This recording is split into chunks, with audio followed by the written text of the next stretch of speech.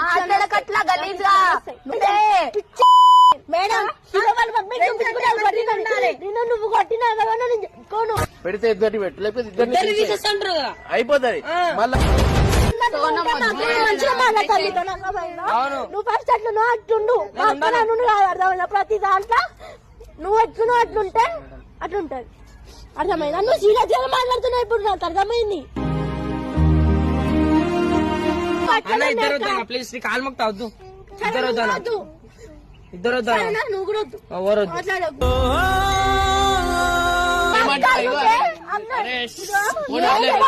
అరే